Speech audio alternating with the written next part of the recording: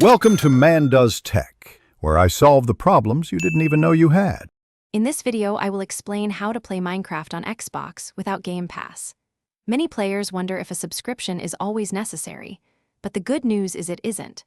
The most straightforward way to enjoy Minecraft on your Xbox console is by simply owning the game itself. This grants you full, permanent access to all its core features and content, allowing you to build, explore, and survive without any ongoing subscription requirements for the game itself. It's a one-time purchase for endless adventure.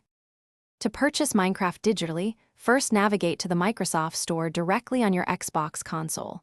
Use the search function to find Minecraft and select the standard edition of the game. Once you've found it, proceed with the purchase using your preferred payment method linked to your Xbox account. After the transaction is complete, the game will begin downloading and installing automatically.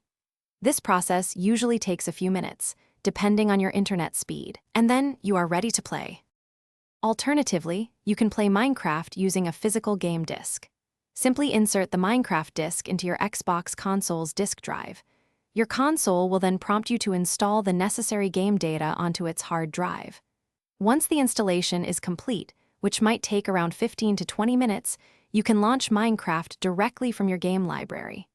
Remember, while the disk acts as your license, an internet connection will still be needed for any initial game updates to ensure you have the latest version. When you own Minecraft, either digitally or physically, you gain complete access to both survival and creative modes, offering countless hours of gameplay.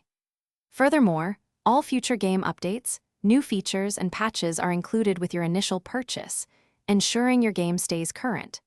It's important to note that while Game Pass isn't required for the game itself, an Xbox Core subscription is still necessary if you wish to engage in online multiplayer with friends. Otherwise, enjoy your single-player adventures. Thanks for watching. If you found this helpful, don't forget to like and subscribe.